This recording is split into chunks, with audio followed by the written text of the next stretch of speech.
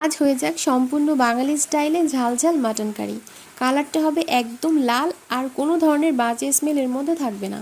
কয়েকটা টিপস সহ পুরো রেসিপিটা শেয়ার করছি, চলুন বানাই। প্রথমে 1.5 কেজি পরিমাণ মাটন নিয়ে এটাকে ভালোভাবে ধুয়ে এর মধ্যে পুরো একটা পাতিলেবুর রস 1 চামচ লবণ দিয়ে খানিকক্ষণ মাখিয়ে রেখে দিব। আধা ঘন্টা পরে হালকা গরম পানি দিয়ে কষলে কষলে পুরো মাংসটা ধুয়ে পানি ঝরিয়ে একে একে সমস্ত বাটা মশলা দিয়ে দিব। বেশ কিছুটা কাঁচামরিচ দিবেন, এতে টেস্ট অনেক বেশি ভালো আসবে। কাঁচা পেঁয়াজের বদলে 1.5 কাপ পরিমাণ পেঁয়াজ বেরেস্তা দিয়ে মাখিয়ে আরও 10 মিনিট রেখে মূল রান্নায় চলে যাচ্ছি।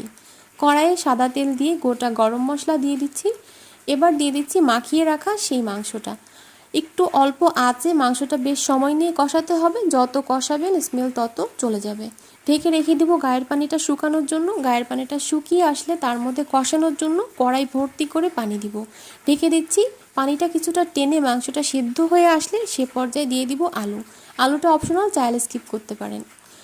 আবার ঢেকে দিচ্ছি। পুরোপুরি রান্নার পানিটা না দেওয়ার আগ পর্যন্ত এভাবেই ঢেকে রাখবেন। শুকিয়ে আসলে রান্নার পানি দিয়ে 10 মিনিট ঢেকে তুলে নেবেন।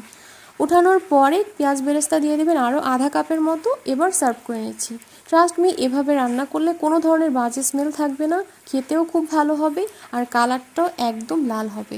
খুবই ভালো লেগেছিল এভাবে করে রান্না করে খেতে। আপনারা যদি খাসির মাংস রান্না করেন এভাবে ট্রাই করে দেখতে পারেন।